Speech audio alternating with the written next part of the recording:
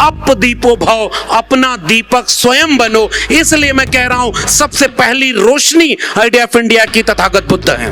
और बुद्ध के खिलाफ युद्ध किसने छेड़ा? और कल है बाबा साहब की जयंती। एक बात बहुत महत्वपूर्ण मैं कहना चाहता हूं इस चंद्रपुर की जगह से कि जश्न और जयंती में कल लाखों लोग इस मुल्क की सड़कों पर होंगे। इस मुल्क की सड़कों पर रैलियां निकाली जाएंगी, शोभा यात्रा निकाली जाएगी और लाखों लाख लोग जो डॉक्टर अंबेडकर को अपना नायक मानते हैं वो इस मुल्क की सड़कों पर होंगे।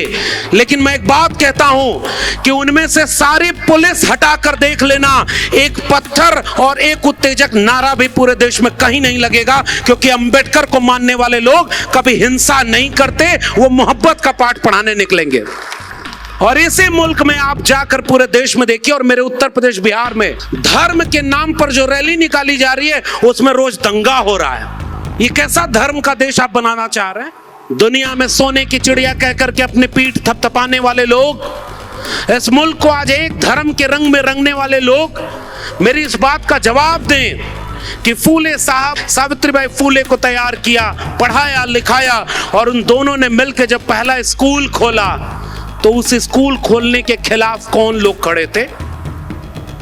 कौन थे जो सावित्रीबाई फूले पर पत्थर फेंक रहे थे? कौन थे जिनके कहने पर ज्योतिबा फूले और सावित्रीबाई फूले को घर से निकाल दिया गया? महात्मा फूले ने अच्छा पुत्र होना नहीं चुना, उन्होंने अपने इस आइडिया ऑफ इंडिया को एक अच्छा शिल्पकार होना चुन दिया, घर छोड़ दिया और अपने स्कूल की लड़ाई को आगे बढ़ाया। वो है आइडिया ऑफ इंडिया का सबसे महत्वपूर्ण अध्याय। और अगर वो स्कूल न खुला होता, अगर वो पत्थर सावित्रीबाई फूले ने न सहा होता, तो आज हम जैसे लाखों लाख नौजवान इस मुल्क के निजाम के सामने खड़े होकर आंख में आंख मिलाकर ये नहीं कह रहे होते कि इस वक्त के निजाम और हुक्मरान बिरसा, फूले, अंबेडकर, पेरियार के सपनों का भारत नहीं बनने देना चाहते। हमारे पुरखे लायक थे, इसलिए हम यहाँ खड़े हैं। आजादी के पहले तक लाखों करोड़ों लोग पैदा हुए होंगे, मर गए होंगे। वो पैदा इंसान होते थे, उन्हें जातियों में बांटकर इंसान से भी बदतर जिंदगी जीने पर मजबूर किया गया। वो पैदा इंसान होते थे लेकिन उन्हें जातियों में बांट दिया गया। वो पैदा इंसान होते थे लेकिन उनके भगवानों को भी उनसे दूर कर दिया गया। वो पैदा इंसान होते थे लेकिन उनको धन संपत्ति और हिस्सेदारी से दूर कर दिया गया। और 1950 में इस मुल्क में एक ऐसे नायक ने एक नए भारत की किताब लिख दी कि अब जो इंसान पैदा होते हैं वो इंसान की तरह शान और शौकत से जिएंगे और अपने हक के लिए लड़ेंगे। उसका नाम है डॉक्टर भीमराव अंबेडकर और उस किताब का नाम है भारत का संविधान। वो एक शेर है ना कि हालात की बंजर जमीन फाड़ कर निकला हूं, मैं शोहरत की धूप में नहीं जलूंगा, आप बस साथ निभाए रखिए, अभी तो बहुत लंबा चलूंगा। डॉक्टर अंबेडकर उस शोहरत की जमीन को मोहताज नहीं थे, उनको कोई नायक बनाया नहीं। डॉक्टर अंबेडकर अपने आप इस मुल्क के नायक बनकर उभरे और इस मुल्क के आज हर एक जन आंदोलन में सबसे बड़ा कोई नायक है तो वो डॉक्टर अंबेडकर है। 14 अप्रैल आ रहा है और कल देखिएगा वो फकीर बाबा साहब की मूर्ति पर माला पहनाएंगे, वो लोग बाबा साहब की मूर्ति पर भी माला पहनाएंगे और झुक करके कहेंगे कि मैं आज प्रधानमंत्री हूं तो बाबा साहब की वजह से हूं। और जैसे ही मूर्ति की तरफ से हटेंगे पहला काम ये करेंगे कि देखो कुछ और ऐसा बेचने से रह तो नहीं गया जिससे अंबेडकर के सपनों का भारत न बन जाए कहीं। पहला ट्रेड यूनियन बनाने वाला नायक महात्मा ज्योतिराव फूले थे और मजदूरों की लड़ाई आगे लेकर के लड़ने वाले नायक का नाम था डॉक्टर भीमराव अंबेडकर। और उन्होंने पे ग्रेड ग्रेचुइटी से लेकर के वेतन और भत्ते की सुविधा दी। कांवड़ होने जा रहे हैं तो आपके ऊपर उत्तर प्रदेश का मुख्यमंत्री हेलीकॉप्टर से फूल बरसाएगा और अगर एजुकेशन मांगने और नौकरी मांगने जाओगे तो लाठी बरसाएगा और बुलडोजर चरवा देगा। यह है उत्तर प्रदेश का राम राज्य। भाई हम भी तो जानना चाहते हैं कि मेरे मुल्क का वो एक आदमी कौन है जो 40% कब्जा कर लिया। कहीं वो वही तो नहीं जो पैसा लेकर विदेश भाग गया और जब वो भाग रहा था तो चौकीदार सो रहा था। आखिर चौकीदार किसकी चौकीदारी कर रहा था? फूले और अंबेडकर हमारे लिए उससे बढ़कर हैं जिन्होंने हमारे हाथ में कलम और किताब पकड़ाई है, इसलिए हम उन्हें अपना नायक मानते हैं। और नई शिक्षा नीति 2020 कहती है कि 40% सिलेबस ऑनलाइन मोड में होना चाहिए। 40% सिलेबस अगर ऑनलाइन मोड में हो गया तो 40% टीचर कॉन्ट्रैक्ट पर हो गए कि नहीं? हमी को दरिया पे जाने से रोकने वाले हमी से पानी का हिसाब मांगते हैं। भीमा कोरेगांव में कहा कि वो शस्त्र नहीं पकड़ सकते, और 500 महारों को जब शस्त्र पकड़ाया तो पेशवाओं की सेना के छक्के छुड़ा दिए। हमारी काबिलियत और हुनर तुमने रोका था, हमारे अंदर पूरी काबिलियत है। अरे न धर्म खतरे में है, न कोई भगवान खतरे में है। अगर खतरे में है तो मुल्क का संविधान खतरे में है। SC, ST, OBC और माइनॉरिटी के लोगों का अंगूठा नहीं काट रहे, पूरा का पूरा हाथ काट रहे हैं ताकि उनको शिक्षा और रोजगार न मिल सके, और इसलिए धर्म के नाम पर दंगा का माहौल बनाया गया। अगर ये किस्से हम नहीं सुनाएंगे तो हमारे बच्चे किसी धर्म की यात्रा में जाकर ये भूल जाएंगे कि उनके हाथ में कलम और किताब पकड़ाने वाले पुरखों ने बड़ी मुश्किल से कलम किताब पकड़ाई थी, और इस मुल्क के नेता आपके बच्चों के हाथ से कलम और किताब छीन रहे हैं और धार्मिक संसद में नारा लगाते हैं कि हिंदुओं तुम खतरे में हो, त्रिशूल और तलवार रखो। अरे हम बिरसा फुले अंबेडकर पेरियार वाले कहते हैं त्रिशूल और तलवार उन नेताओं को कह दो कि अपने बेटे बेटियों को रखो, और हमारे बच्चों को सिखाता है कि त्रिशूल तलवार रखो। आए इस मुल्क के 90% लोगों, मैं आपसे गुजारिश करने आया हूं, अपने बच्चों को किसी त्रिशूल और तलवार को मत पकड़ने दीजिएगा, उनके हाथ में कलम और किताब पकड़ाइएगा। वही बाबा साहब अंबेडकर के और फूले के सपनों का भारत होगा। ओबीसी का अपमान वो कर रहा है जो प्रधानमंत्री होकर बार बार याद करता है कि मैं ओबीसी मां का बेटा हूं, लेकिन जाति जनगणना नहीं करवाते, जो मंडल कमीशन की सिफारिशें नहीं लागू करते, जो प्रोफेसर, वाइस चांसलर, कुलपति और उसके बाद जज ओबीसी के नहीं बनाते, शेड्यूल कास्ट, शेड्यूल ट्राइब के नहीं बनाते, जो इस सारी आबादी को अपना हक पाने से रोकना चाहते हैं। राजा को ब्राह्मण ने कहा कि राजा देवता का प्रतिनिधि है, तो राजा ने ब्राह्मण के लिए कहा ये खुद देवता के अवतार हैं, दोनों मिलकर के प्रजा को गुलाम बनाए। राजा रानी के पेट से पैदा होता था, बाबा साहब के संविधान के बाद कोई राजा रानी अब पेट से पैदा नहीं होता। और मंडल कमीशन लागू करते समय विश्वनाथ प्रताप सिंह ने लाल किले के भाषण से कहा था, मैंने एक ऐसे बच्चे को जन्म दिया है जिसे मां के पेट में वापस नहीं ले आ सकता। इस देश की आधी आबादी ओबीसी, उसको पूरा हक मिलकर रहेगा, तब मंडल लागू हुआ था। और बताओ इस देश के प्रधानमंत्री मंडल के खिलाफ कमंडल लेकर यात्रा करने कौन निकला था? इस देश में मंदिर के नाम पर दंगा करने वाले लोग कौन थे? याद है ना आपको, मंडल के विरोध में कमंडल, और उस रथ यात्रा का संयोजक कौन था? वही। मैं प्रधानमंत्री जी से एक सवाल पूछना चाहता हूं, अगर आप ओबीसी हैं तो क्या आप इस गुनाह की माफी मांगेंगे कि मंडल के विरोध में कमंडल की यात्रा के संयोजक आप थे कि नहीं थे? बताइए भैया, वो थे कि नहीं थे? तो मंडल के विरोध में कमंडल ले आए आप, और धर्म के नाम पर दिन रात दंगा, मंदिर, मस्जिद। नहीं भाई, इस देश को देवालय की जरूरत कम है, शौचालय के बिना भी जी लेंगे, लेकिन स्कूल, कॉलेज, विश्वविद्यालय की जरूरत है, और इसलिए हम इस मुल्क को बचाने की बात करते हैं। बाबा साहब डॉक्टर अंबेडकर ने कहा कि मंदिर जाने वाली भीड़ जिस दिन विद्यालय जाने लगेगी, इस भारत को सोने की चिड़िया बनने से कोई रोक नहीं सकता। और विद्यालय जाने वाली भीड़ को मंदिर और मस्जिद के नाम पर लड़ाया जा रहा है। मुसलमान इस मुल्क के खतरा हैं। बताओ इस देश के ओबीसी समाज के लोगों, तुम्हारे मंडल कमीशन का विरोध किसी मुसलमान ने किया क्या? रोहित वेमुला पायल तड़वी के खिलाफ कोई मुसलमान खड़ा था क्या? आपका लेटरल एंट्री में रिजर्वेशन नहीं मिल रहा है, ये कोई मुसलमान छीन रहा है क्या?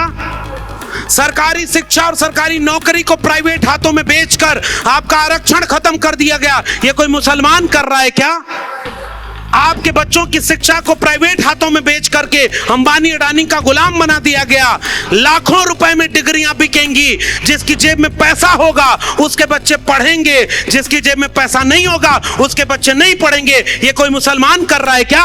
और आपको अचानक आके बताया जाता है कि 80% हिंदुओं एक हो जाओ क्योंकि मुसलमानों से खतरा है। अरे मैं आपसे कहने आया हूं, 90% इस मुल्क के कमेरा लोगों, हाथ से श्रम करने वाले लोगों एक हो जाओ। ये 10% लुटेरा लोगों से आपके बच्चों के भविष्य को खतरा है।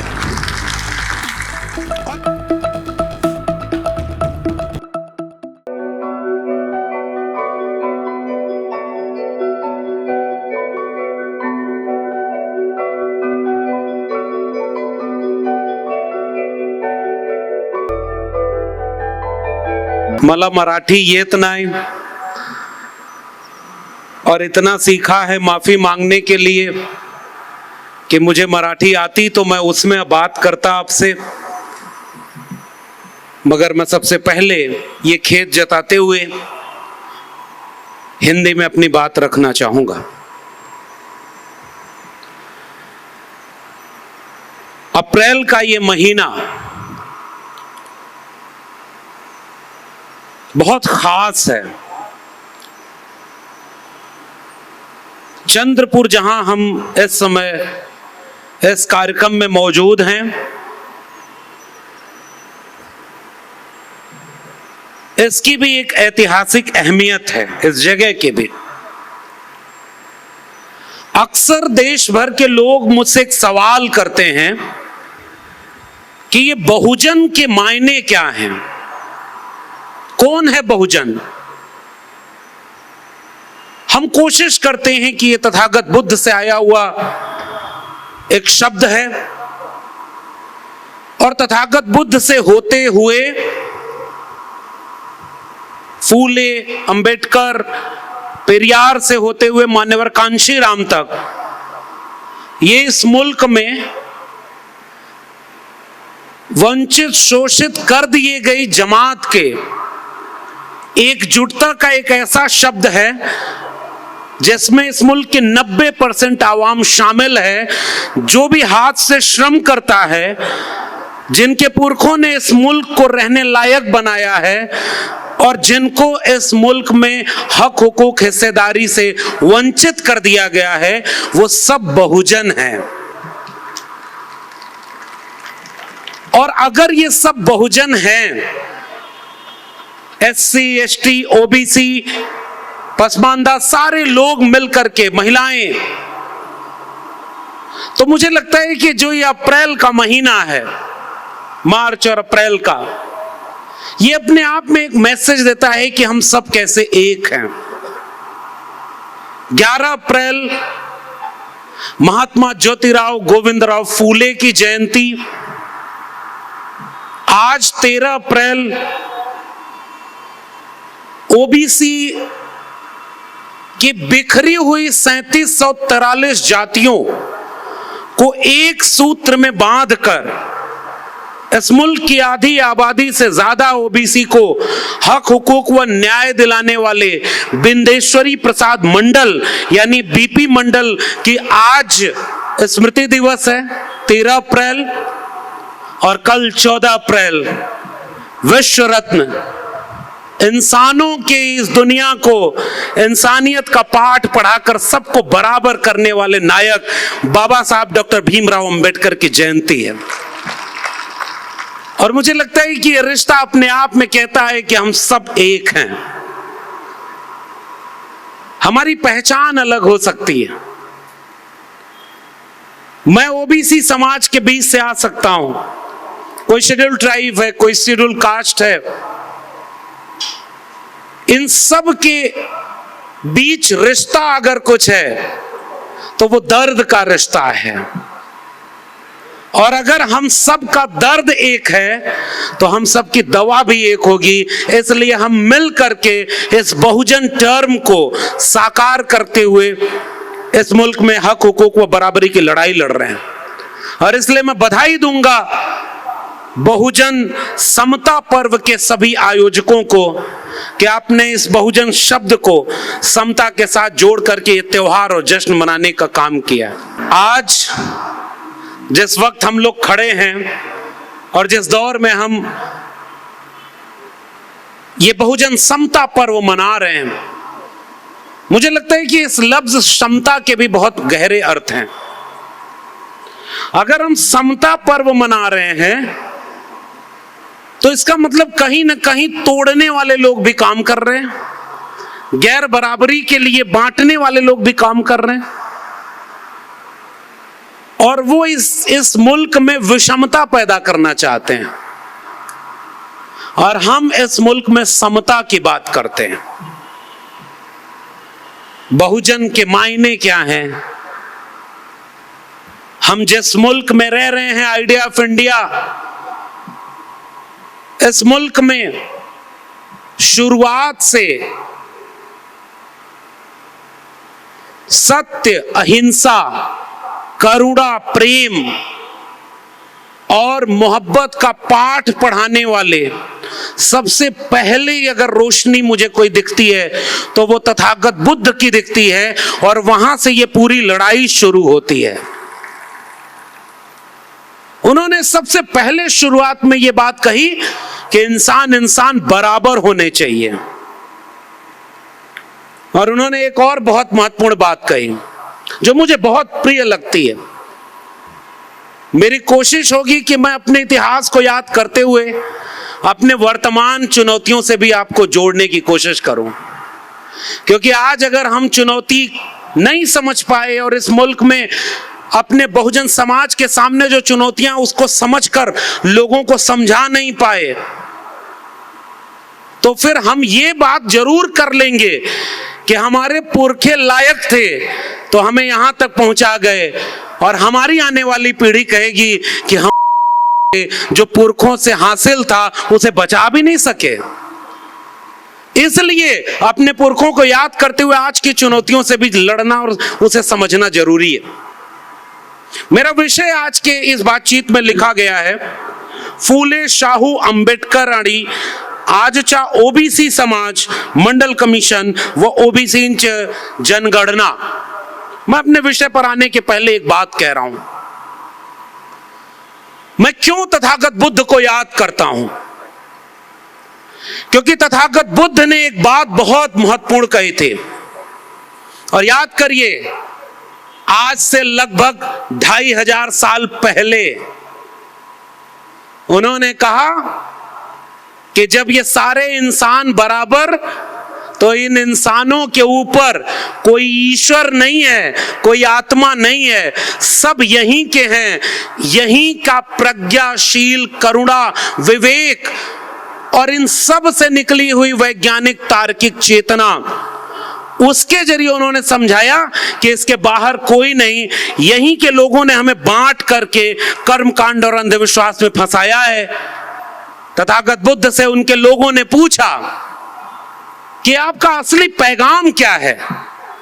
तथागत बुद्ध ने कहा, और ये मेरा सबसे प्रिय वाक्य है, कि किसी किताब में लिखा हो तो सच मत मान लेना, कुछ लोग कह रहे हो तो सच मत मान लेना, ढेर सारे लोग कह रहे हो तो सच मत मान लेना, जो तुम्हें सच लगे वही सच मानना।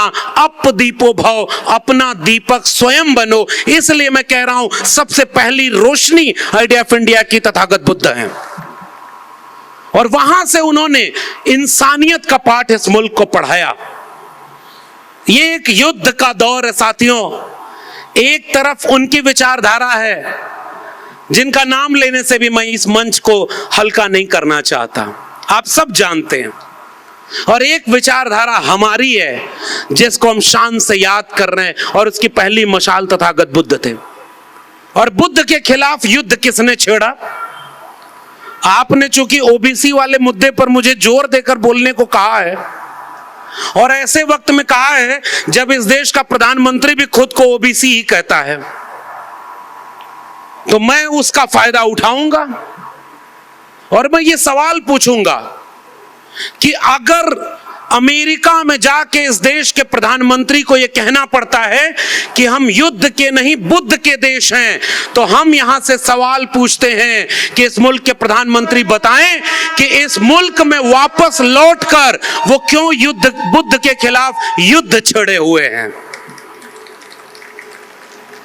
उन्हें विदेश में बुद्ध याद आते हैं और यहां के बुद्ध को खत्म करना चाहते हैं।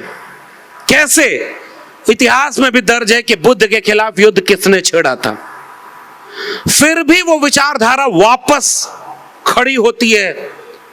और मैं साहित्य का विद्यार्थी हूं, मैं दिल्ली विश्वविद्यालय में हिंदी पढ़ाता हूं और महाराष्ट्र की जमीन पर खड़ा हूं। ज्ञानदेव, नामदेव, तुकाराम से होते हुए जो दूसरी सबसे बड़ी मशाल मुझे महात्मा कबीर की याद आती है। कबीर, रैदास, पलटू दादू, भीखा, बुल्ले शाह, बाबा फरीद, चोखा मेला, बसवन्ना, वो एक क्रांति का दौर था जिन्होंने फिर से इस पूरे मुल्क को ही नहीं दुनिया को कहा कि इंसान इंसान सब बराबर हैं। काकर पाथर जोर के मस्जिद लई चिनाए ताचड़ मुल्ला बाग दे, क्या बहरा हुआ खुदाए। तो दूसरी तरफ कहा कि पाथर पूजे हर मिलें तो मैं पूजूं पहाड़, ताते ये चाकी भली पीस खाए संसार। अरे इन दोन राह न पाई, हिंदुन की हिंदुआई देखी तुर्कन की तुर्काई। अरे इन दोन राह न पाई। आप इस अपने इतिहास को जानिए। और मैं जानता हूं कि ये इस पंडाल में यहां जितने लोग आए हुए हैं वो तो जानते हुए लोग हैं। देखिए भाई, कुछ आलोचना भी मैं करूंगा। इस पंडाल में या इस सभागार में जितने लोग हैं, इनकी औसत उम्र अगर आप निकालेंगे तो कितनी होगी? अधिकांश लोग 50 साल और उसके ऊपर के हैं। नौजवान कहां हैं? और अगर नौजवान इस बहुजन समता पर्व में नहीं है तो खबरदार और चौकन्ने रहिए। कहीं कोई ऐसे लोग, ऐसी ताकतें आपके घर के बच्चों को किसी धार्मिक जुलूस में शामिल करके किसी मंदिर मस्जिद के झगड़े में तो इस्तेमाल नहीं कर रही है। और अगर हम उन्हें यहां नौजवानों को नहीं शामिल कर पाए तो अगली पीढ़ी को हम बताएंगे कैसे कि आपका इतिहास क्या है। और उस इतिहास में कबीर साहब ने एक सवाल पूछा था, माला तो कर्मे फिरे जीव फिरे मुख माई, और मनवा तो 34 फिरे यह तो सुमरन नाई। मन ना रंगाए रंगाए जोगी कपड़ा। मेरा पुश्तैनी गांव उत्तर प्रदेश में है, और उत्तर प्रदेश में जानते हैं ना इस समय राम राज्य आया हुआ है। आपके यहाँ महाराष्ट्र में तो सामाजिक और सांस्कृतिक आंदोलन बहुत मजबूत है। मैं दूसरी बार चंद्रपुर आया हूं। पिछली बार ओबीसी महिलाओं के साहित्यिक सम्मेलन में आया था और इस बार बहुजन समता पर्व में। तो आपके बीच में जब मैं आता हूं तो लगता है कि इस मुल्क में सामाजिक सांस्कृतिक आंदोलनों का बहुत अच्छा वक्त चल रहा है। और कल है बाबा साहब की जयंती। एक बात बहुत महत्वपूर्ण मैं कहना चाहता हूं इस चंद्रपुर की जगह से, कि जश्न और जयंती में कल लाखों लोग इस मुल्क की सड़कों पर होंगे। इस मुल्क की सड़कों पर रैलियां निकाली जाएंगी, शोभा यात्रा निकाली जाएगी, और लाखों लाख लोग जो डॉक्टर अंबेडकर को अपना नायक मानते हैं वो इस मुल्क की सड़कों पर होंगे। लेकिन मैं एक बात कहता हूं कि उनमें से सारी पुलिस हटाकर देख लेना, एक पत्थर और एक उत्तेजक नारा भी पूरे देश में कहीं नहीं लगेगा, क्योंकि अंबेडकर को मानने वाले लोग कभी हिंसा नहीं करते, वो मोहब्बत का पाठ पढ़ाने निकलेंगे। और इसी मुल्क में आप जाकर पूरे देश में देखिए, और मेरे उत्तर प्रदेश बिहार में धर्म के नाम पर जो रैली निकाली जा रही है उसमें रोज दंगा हो रहा है। ये कैसा धर्म का देश आप बनाना चाह रहे हैं?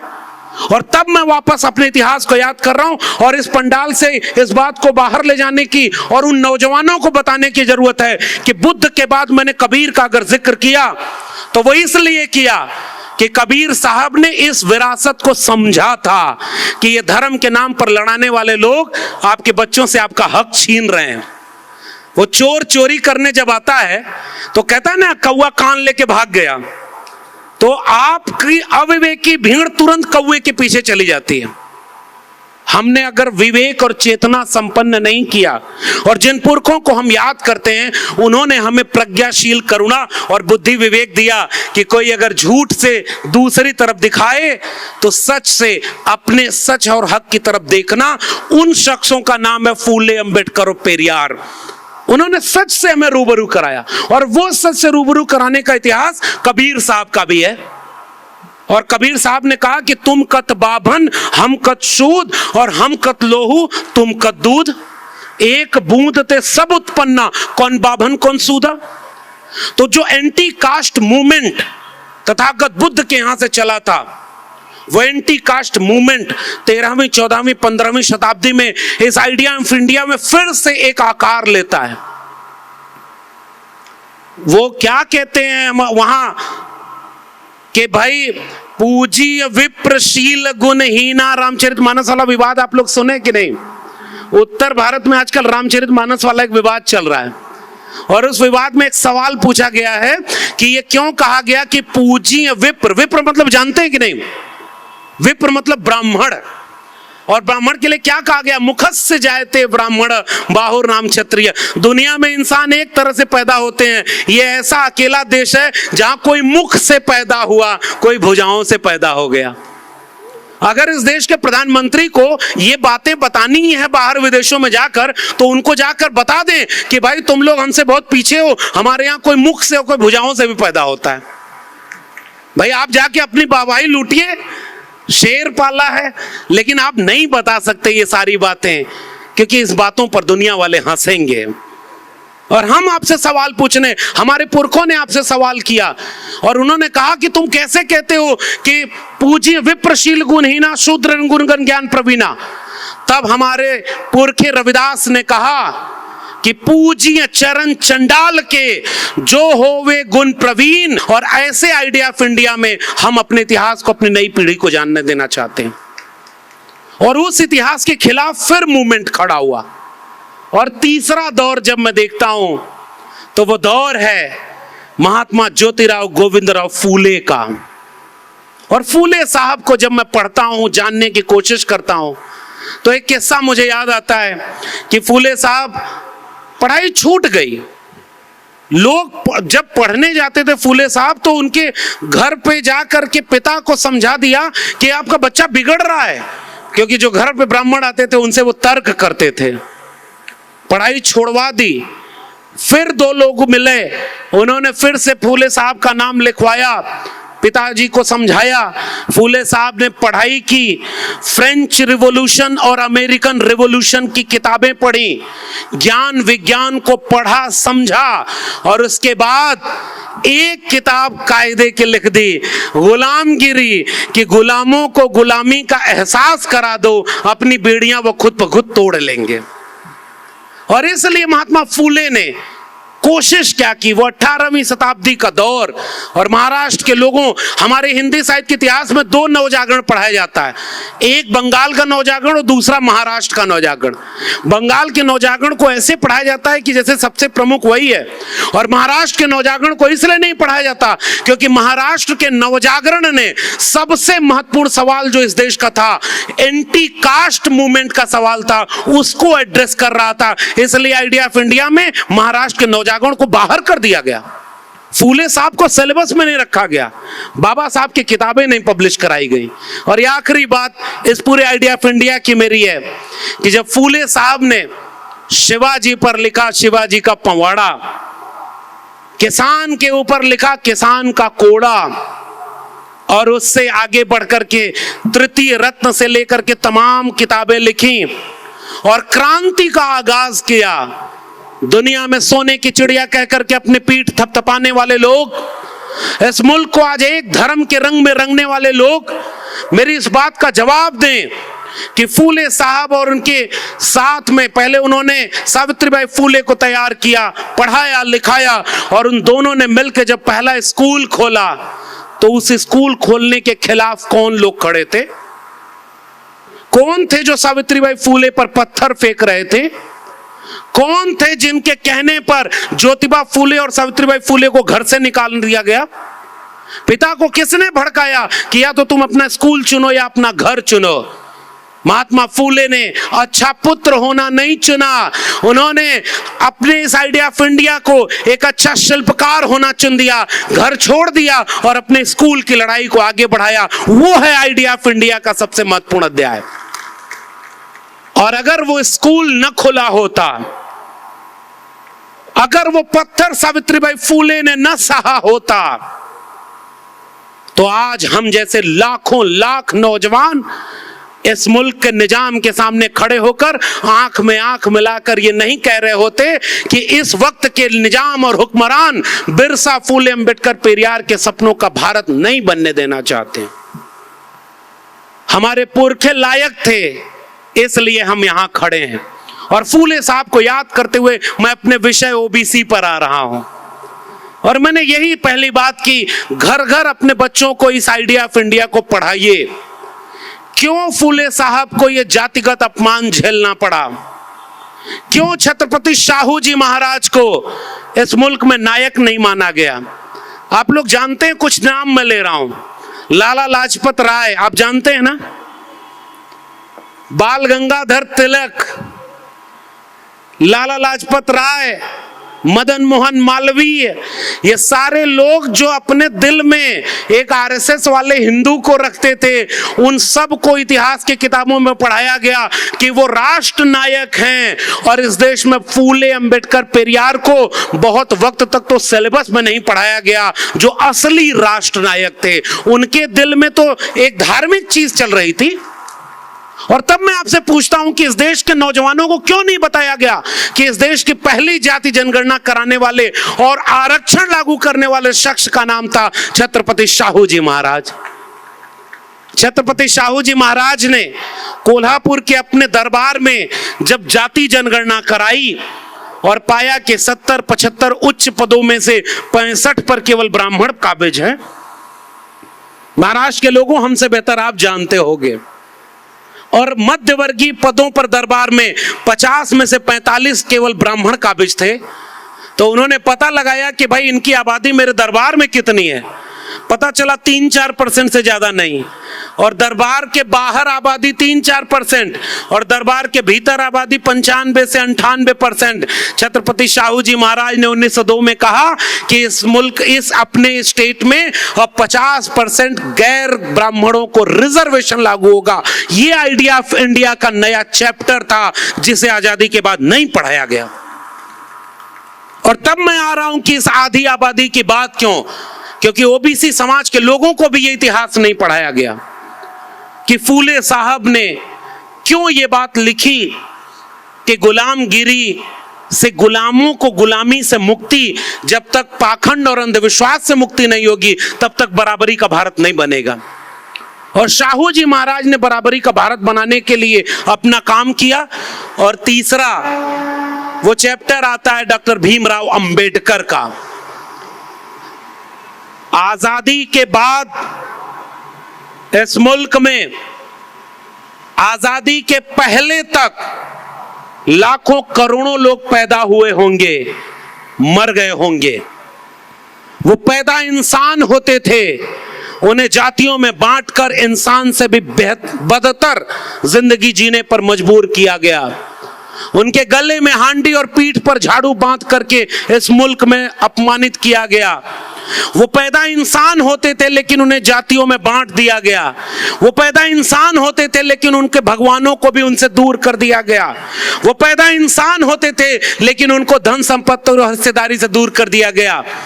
और 1950 में इस मुल्क में एक ऐसे नायक ने एक नए भारत की किताब लिख दी कि अब जो इंसान पैदा होते हैं वो इंसान की तरह शान और शौकत से जिएंगे और अपने हक के लिए लड़ेंगे। उसका नाम है डॉक्टर भीमराव अंबेडकर और उस किताब का नाम है भारत का संविधान। और उस भारत के संविधान में ओबीसी समाज के लिए उन्होंने प्रावधान किए। एक तो काम किया गया कि डॉक्टर अंबेडकर को पढ़ने ही न दिया जाए। आजादी के बाद डॉक्टर अंबेडकर को गायब कर दिया गया, सिलेबस से गायब, रिसर्च से गायब, एकेडमिक इंस्टीट्यूशन से गायब, सड़क चौराहे की बहसों से गायब। गोया डॉक्टर अंबेडकर का इस देश की आजादी में कोई योगदान ही नहीं। और जब वो खुद उभर कर सामने आए, वो एक शेर है ना कि हालात की बंजर जमीन फाड़ कर निकला हूं, मैं शोहरत की धूप में नहीं जलूंगा, आप बस साथ निभाए रखिए, अभी तो बहुत लंबा चलूंगा। डॉक्टर अंबेडकर उस शोहरत की जमीन को मोहताज नहीं थे, उनको कोई नायक बनाया नहीं। डॉक्टर अंबेडकर अपने आप इस मुल्क के नायक बनकर उभरे और इस मुल्क के आज हर एक जन आंदोलन में सबसे बड़ा कोई नायक है तो वो डॉक्टर अंबेडकर है। और जब डॉक्टर अंबेडकर उभरे तो कोशिश क्या की गई कि उनको केवल दलितों का नेता बना दिया जाए। डॉक्टर अंबेडकर किसके नेता? दलितों के। डॉक्टर अंबेडकर ने किसके लिए काम किया? दलितों के लिए, बाकी के लिए कुछ काम ही नहीं किया। तब हम जैसे लोग, तमाम लोग और ओबीसी समाज को लेकर के बहुत सारे लोग महाराष्ट्र में भी काम कर रहे हैं। इन तमाम लोगों ने एक बात फिर खोजी और मैंने जब सामाजिक न्याय की पाठशाला में वो चैप्टर पढ़ा कि 1930 में ओबीसी समाज के लोगों के ऊपर एक आरोप लगाया जाता है। कई बार लोग हमसे भी पूछते हैं, कामले साहब कि जिस दिन ओबीसी जाग जाएगा उस दिन इस देश का भला होने से कोई रोक नहीं पाएगा। ओबीसी जिस दिन जाग जाए उस दिन इस देश में क्रांति हो जाए। एक बात तो मैं ये कहता हूं कि देखिए, एक बात है, ओबीसी अगर कायदे से सो जाए तो इस मुल्क को बर्बाद होने से कोई नहीं बचा सकता। ओबीसी जिस दिन दंगाई बन जाए इस मुल्क में आग लगने से कोई बचा नहीं सकता। दिक्कत पहली क्या है, ओबीसी के बहुत बड़े तबके को एक ऐसी नींद में सुला दिया गया है कि तुम अपनी ताकत भूल जाओ और सोए रहो। यह शिकायत मेरी ओबीसी समाज से है। वो दंगाई नहीं है भाई। और जैसे ही आप ये कहते हैं ना कि ओबीसी जिस दिन जाग जाए, ठीक बात है, लेकिन ओबीसी धीरे धीरे जाग रहा और जागा हुआ था। मिसाल के तौर पर अभी हमने फूले साहब और शाहू जी की बात कही। आइए छोटा सा इतिहास और जोड़ दूं, फिर अपने विषय वर्तमान पर आ जाऊंगा। 1930 में बिहार में एक संघ बना था जिसका नाम था त्रिवेणी संघ। शायद मध्य भारत तक अभी ये बातें नहीं पहुंची होंगी, लेकिन ओबीसी की 3 बड़ी जातियों के लोगों ने मिल करके त्रिवेणी संघ 1930 में बनाया था। और बाद में चल करके उसका विस्तार उत्तर प्रदेश और बिहार में हुआ, जिसका नाम था अर्जक संघ। तो त्रिवेणी संघ में नारा जो लगा था वो केवल ओबीसी का मूवमेंट नहीं था। जैसे फूले साहब ओबीसी के बीच से आते हुए भी केवल ओबीसी की बात नहीं करते, जैसे डॉक्टर अंबेडकर शेड्यूल कास्ट तबके से आने के बाद भी केवल शेड्यूल कास्ट की बात नहीं करते। हमारे नायकों को ये सारे नागपुर वाले लोग कहते हैं कि ये जातियों के नायक हैं। अरे जातियों और धर्मों के नायक तो तुम्हारे होंगे, गोडसे गोलवलकर हेडगवार। हमारे नायक फूले अंबेडकर पेरियार इंसानियत के नायक हैं। उन्होंने तो जाति को खत्म करने का आंदोलन किया था भाई। फूले साहब ने गुलामगिरी लिखी है तो केवल ओबीसी के लिए नहीं लिखी, उसमें शूद्र अतिशूद्र और महिला टर्म प्रयोग किया है, कुनबी किसान जातियों को एड्रेस करते हुए। पेरियार साहब ने भी सबको जोड़कर देखने की बात की। और बाबा साहब doctor Bhimrao Ambedkar, the problem of Indian rupees लिखने वाला वो नायक जिसके आर्थिक पेपर और रिसर्च पर आरबीआई बनता है। मजदूरों का ट्रेड यूनियन, जो पहला ट्रेड यूनियन इस मुल्क में बना था, वो पहला ट्रेड यूनियन बनाने वाला नायक महात्मा ज्योतिराव फूले थे। और मजदूरों की लड़ाई आगे लेकर के लड़ने वाले नायक का नाम था डॉक्टर भीमराव अंबेडकर। और उन्होंने पे ग्रेड ग्रेचुइटी से लेकर के वेतन और भत्ते की सुविधा दी। तो क्या श्रमिक आंदोलनों के नायक अंबेडकर नहीं होंगे? महिलाओं को मैटरनिटी लीव से लेकर काम के घंटे और वेतन तय करने का सबसे बड़ा काम डॉक्टर अंबेडकर ने किया। लेकिन फेमिनिस्ट मूवमेंट में डॉक्टर अंबेडकर को कायदे से याद नहीं किया गया। और ओबीसी समाज के लोगों, इस मुल्क को अभी हमें और ताकत से बताना है कि ओबीसी समाज के लिए डॉक्टर भीमराव अंबेडकर ने भारत के संविधान में अनुच्छेद 340 जोड़ा, जिसके तहत एक ऐसा कमीशन बनेगा जो गणना करेगा कि इस देश में ओबीसी कितने हैं और उनको उनकी आबादी के मुताबिक हक दिया जाएगा। इस देश में ओबीसी को समझाया गया कि डॉक्टर अंबेडकर ने उनके लिए कुछ किया ही नहीं। डॉक्टर अंबेडकर ने मंत्रिमंडल से इस्तीफा देने के वक्त जो 3 वजहें बताई थी, उनमें हिंदू कोड बिल के बाद सबसे महत्वपूर्ण वजह यह थी कि जो कमीशन गठित करना है ओबीसी के नाम पर, ये सरकार वो कमीशन गठित नहीं कर रही है, जिससे ओबीसी का नुकसान हो रहा है। ये बात लिखते हुए डॉक्टर अंबेडकर ने कैबिनेट से इस्तीफा दिया था। और आप कहते हो कि ओबीसी के नायक अंबेडकर नहीं है। अब मैं एक और इतिहास जोड़कर बता रहा हूं। त्रिवेणी संघ और अर्जक संघ, इन दोनों के बीच में 2 नाम आते हैं। शिवदयाल सिंह चौरसिया 1930-40 बिहार में उन्होंने एक आदि हिंदू सभा बनाई। अब यहीं से अपने वर्तमान विषय को समझिए। उन्होंने क्या सभा बनाई? हिंदू सभा। और चौरसिया साहब ओबीसी में आते थे। अब एक किस्सा समझिए। चौरसिया साहब गए ब्राह्मणों के पास, उन्होंने कहा कि मैंने आदि हिंदू सभा बनाई है और तुम लोग भी इसकी सदस्यता ले लो।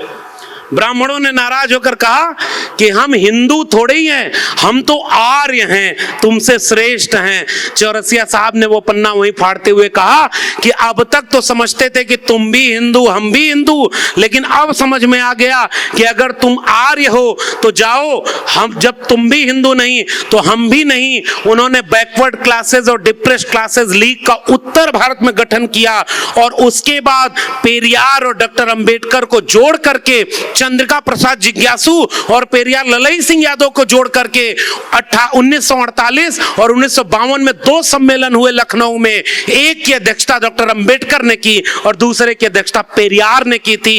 ये ओबीसी और एससी एसटी की एकता का इतिहास है।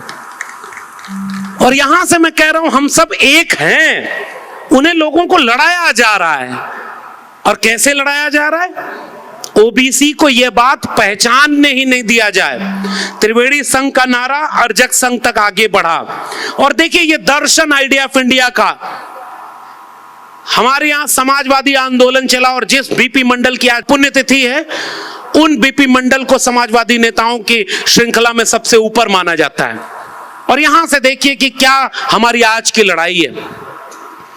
वो नागपुरी लोग, देखिए कुछ बात तो मैं ऐसी जरूर बोलूंगा जिसके लिए या तो बहुत प्रसिद्ध हूं या बहुत बदनाम हूं। हमारे प्रदेश में मेरे ऊपर भी मुकदमा हुआ है। और हमारे यहाँ क्या दिक्कत है उत्तर प्रदेश में, बहुत वरिष्ठ लोग मंच पर बैठे हुए हैं। हमारे यहाँ अगर सर कांवड़ ढोने लोग जाएं, कांवड़ समझते हैं ना, कांवड़ ढोने जा रहे हैं तो आपके ऊपर उत्तर प्रदेश का मुख्यमंत्री हेलीकॉप्टर से फूल बरसाएगा। और अगर एजुकेशन मांगने और नौकरी मांगने जाओगे तो लाठी बरसाएगा और बुलडोजर चलवा देगा। यह है उत्तर प्रदेश का राम राज्य। तो हमारे यहां जो हेलीकॉप्टर और बुलडोजर के बीच में सारा राम राज्य चल रहा है, आपके यहां तो फिर भी गनीमत है, इसलिए आपके यहां कड़वी बात बोल लेता हूं। और वो बात यही है कि लोग हमें आपस में तुड़वा रहे हैं। ये लोग इस मुल्क को हिंदू राष्ट्र बनाना चाहते हैं। और हिंदू राष्ट्र बनाने वालों के सामने डॉक्टर अंबेडकर ने एक वाक्य लिखा था। इस वाक्य के बाद मैं अपनी ओबीसी वाली बात कह रहा हूं। पाकिस्तान और द पार्टीशन ऑफ इंडिया किताब में डॉक्टर अंबेडकर ने साफ लिखा है, अगर हिंदू राष्ट्र हकीकत बनता है तो वो इस मुल्क के लिए सबसे बड़ा अभिशाप होगा। हिंदू कुछ भी कह लें, हिंदू धर्म स्वतंत्रता, समानता व बंधुता विरोधी है। ये लोकतंत्र से मेल नहीं खाता है। इसलिए किसी भी कीमत पर इस मुल्क को हिंदू राष्ट्र बनने से रोका जाना चाहिए। ये डॉक्टर अंबेडकर साफ तौर पर लिखते हैं। अब मेरा एक सवाल, इतनी साफ बात डॉक्टर अंबेडकर ने किसी और के लिए लिखी है क्या?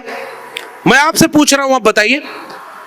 किसी के लिए डॉक्टर अंबेडकर ने यह लिखा है क्या कि यह लोकतंत्र विरोधी है, ये मानवता विरोधी है, इसे किसी भी कीमत पर रोका जाना चाहिए? ये चेतावनी डॉक्टर अंबेडकर ने किसी और चीज के लिए दी हो तो बताइए।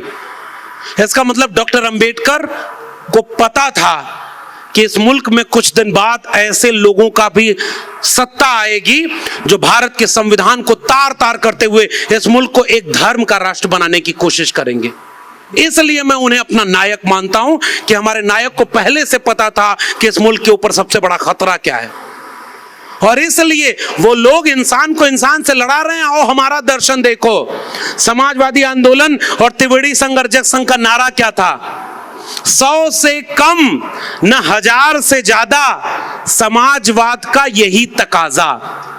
इसका मतलब क्या है कि किसी के पास बहुत ज्यादा ना हो और किसी के पास बहुत कम ना हो। ऑक्सफैम की रिपोर्ट आई है 2022 में कि इस मुल्क में 1% लोग 40.5% संपत्ति पर गुजारा कर रहे हैं। समझ रहे हैं ना आप लोग? पढ़ा होगा ना आपने? यानी अगर 100 लोग इस देश में रहते हैं और 100 रुपया इस देश में है तो एक आदमी के पास 40 रुपया है। और वही ऑक्सफैम की रिपोर्ट कह रही है कि इस मुल्क के 50% लोग 3% पर गुजारा कर रहे हैं, यानी 50 लोग केवल 3 रुपए में गुजारा कर रहे हैं। और इस 50 को अगर एक्सटेंड कर दीजिए तो 90 लोग 10 रुपए में गुजारा कर रहे हैं और 10 लोग 90 रुपए का कब्जा किए हुए बैठे हैं। इसलिए हम ये बहुजन की जब बात करते हैं तो उन मुल्क के 90% लोगों की बात करते हैं जिनका 90% पैसा और संपत्ति 10% लोग कब्जा किए हुए हैं। और ये बात जान जाए ये मुल्क। इसलिए आज की डेट में इस देश की सबसे बड़ी अगर कोई जरूरत है तो वो है जाति जनगणना। अगर जाति जनगणना नहीं होगी तो ये पता ही नहीं चलेगा कि ये कब्जा करने वाले 1% लोग कौन हैं। और इसलिए मैं आपको धन्यवाद देता हूं कि आपने अपने विषय में मुझे जाति जनगणना पर बोलने के लिए कहा है। भाई हम भी तो जानना चाहते हैं कि मेरे मुल्क का वो एक आदमी कौन है जो 40% कब्जा कर लिया। कहीं वो वही तो नहीं जो पैसा लेकर विदेश भाग गया और जब वो भाग रहा था तो चौकीदार सो रहा था। आखिर चौकीदार किसकी चौकीदारी कर रहा था? नीरव मोदी, ललित मोदी, विजय माल्या, इनमें कोई भी। चंद्रपुर के लोगों, एक बड़ी गंभीर बात आपसे कह रहा हूं, इस मुल्क में अगर किसी शेड्यूल कास्ट, शेड्यूल ट्राइब और ओबीसी कोई व्यक्ति इंजीनियर बन गया और उसने एक गलती कर दी तो इस मुल्क के पढ़े लिखे लोगों ने रिजर्वेशन को गालियां दी हैं। बताइए मैं गलत कह रहा हूं कि सही कह रहा हूं? बताइए गालियां दी कि नहीं?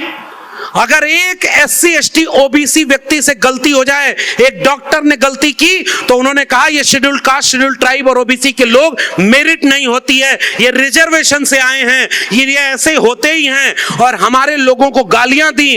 कल्पना करिए ये देश को लूट कर जो विदेश भाग गए, इनमें अगर एक भी SC ST OBC होता तो ये हमारे लोगों का जीना हराम कर देते। ये सारे तो वही हैं जो मुखत से जाए थे ब्राह्मण, बाहुर नाम क्षत्रिय। हमारे लोग लूटने वाले नहीं है। और उन्हें कौन बचा रहा है?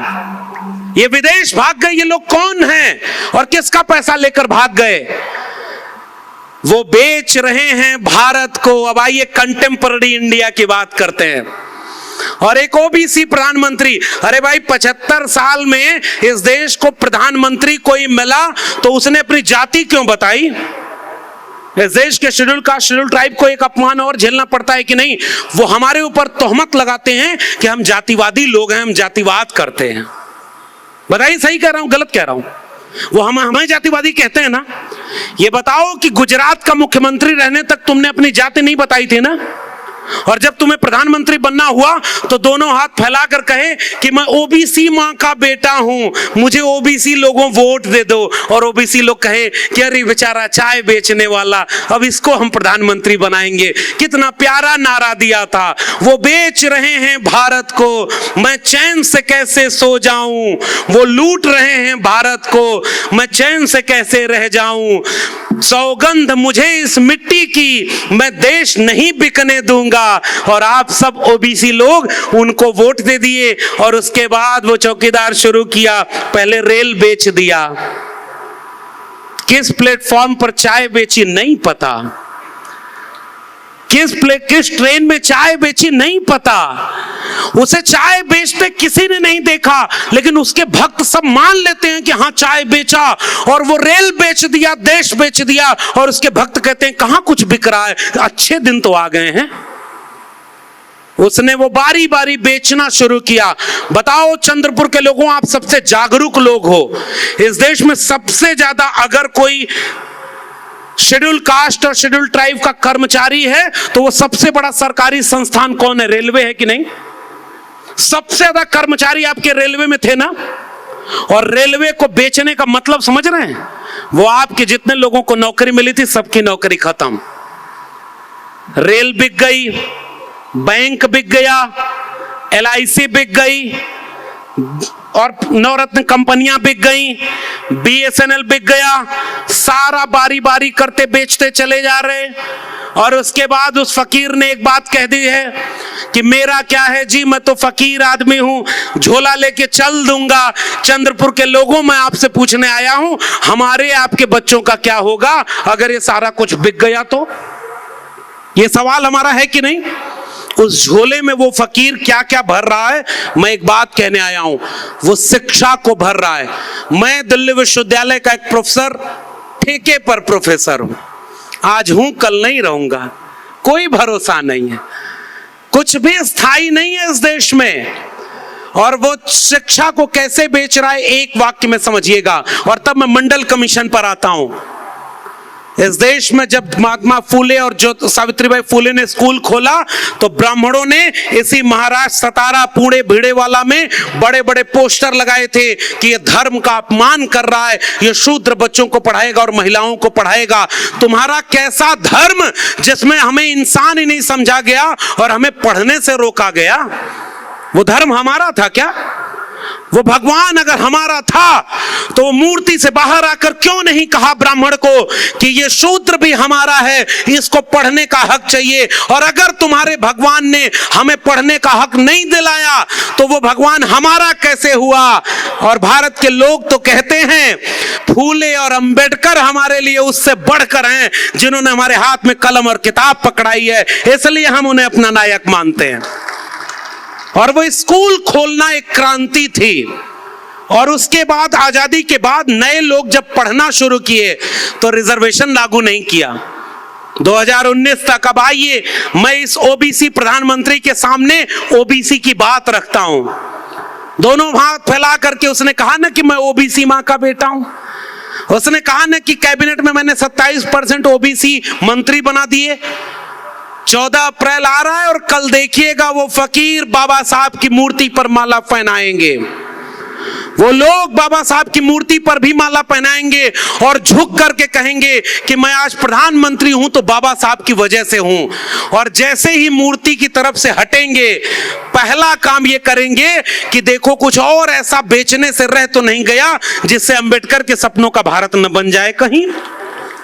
कैसे वो मैं आपको बता रहा हूं। शिक्षा बेचना इस मुल्क को बर्बाद करना है। और नई शिक्षा नीति 2020 कहती है कि 40% सिलेबस ऑनलाइन मोड में होना चाहिए। 40% सिलेबस अगर ऑनलाइन मोड में हो गया तो 40% टीचर कॉन्ट्रैक्ट पर हो गए कि नहीं, प्रोफेसर कॉन्ट्रैक्ट पर हो गए कि नहीं। दूसरी पॉलिसी नई शिक्षा नीति 2020 कहती है कि इस देश में 45,000 केंद्रीय सरकार के डिग्री कॉलेज हैं। अगले 20 साल में हम उन्हें क्लोजर और मर्जर की पॉलिसी के तहत 15,000 डिग्री कॉलेज कर देंगे। यानी नए डिग्री कॉलेज और स्कूल खोलने की बजाय वो जो खुले हुए स्कूल हैं, अगर स्कूल और डिग्री कॉलेज में मिनिमम क्राइटेरिया 3,000 एंड 5,000 स्टूडेंट की क्राइटेरिया फुलफिल नहीं होगी तो एक स्कूल को दूसरे स्कूल में मर्ज कर दिया जाएगा, एक स्कूल को दूसरे स्कूल में क्लोज करके सबमिट कर दिया जाएगा। तो आपके बच्चों की शिक्षा के लिए नए स्कूल और विश्वविद्यालय चाहिए थे, वो शौचालय और देवालय बनवा रहे हैं। ये बताइए किसके सपनों का भारत बना रहे हैं। और इसलिए अब ओबीसी समाज की चिंता, अगर ओबीसी इस देश के प्रधानमंत्री खुद को कहते हैं कि मैं ओबीसी मां का बेटा हूं, तो एक बात बताओ ओबीसी प्रधानमंत्री, आज तक 9 साल में एक बार भी आपने ओबीसी के सबसे बड़े नायक बीपी मंडल को कभी याद क्यों नहीं किया? और बीपी मंडल को याद करने का मतलब मैं आपको समझा रहा हूं। 1980-77 में जब जनता पार्टी की सरकार बनी तो मंडल कमीशन गठित हुआ। 80 में रिपोर्ट सबमिट हुई और मंडल कमीशन की रिपोर्ट 90 में जाकर लागू हुई। और वो लोग कितने शानदार लोग थे जिन्होंने 1950 में आजाद हुए भारत को, भारत कैसा बनेगा इसका खाका खींचा डॉक्टर अंबेडकर ने, और भारत रत्न मिला 40 साल बाद 1990 में। और 14 अप्रैल को छुट्टी की घोषणा कब होती है? 1990 में। 40 साल तो लग गया इस देश को ये बात कबूल करने में कि बाबा साहब डॉक्टर अंबेडकर भारत रत्न हैं। अरे भाई, तुम्हारे भारत रत्न का कद बढ़ गया वो अगर बाबा साहब को मिला, क्योंकि वो भारत रत्न नहीं विश्व रत्न थे, क्योंकि वो इंसानियत का पाठ पढ़ा रहे थे। और उस 1990 में दूसरा सबसे महत्वपूर्ण काम क्या हुआ था? मंडल कमीशन की 2 सिफारिशें लागू करना। और मंडल कमीशन की सिफारिश में पहली सिफारिश थी एजुकेशन, जो गवर्नमेंट एजुकेशन है उसमें 27% रिजर्वेशन और गवर्नमेंट नौकरी में रिजर्वेशन। अब एक बात बताओ, इस देश के प्रधानमंत्री से ही मैं बात कर रहा हूं, छोटे मोटे लोगों को बीच में लाता ही नहीं, सीधे मेरा बात प्रधानमंत्री से। प्रधानमंत्री महोदय, एक बात बताओ, 9 साल से आप प्रधानमंत्री हो, आपने सच सच बताओ मंडल कमीशन की रिपोर्ट पढ़ी है कि नहीं पढ़ी है?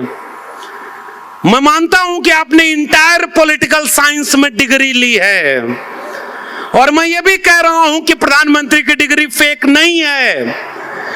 जब कंप्यूटर में वो फॉन्ट नहीं आया था तब भी उनकी उस फॉन्ट में डिग्री बन गई।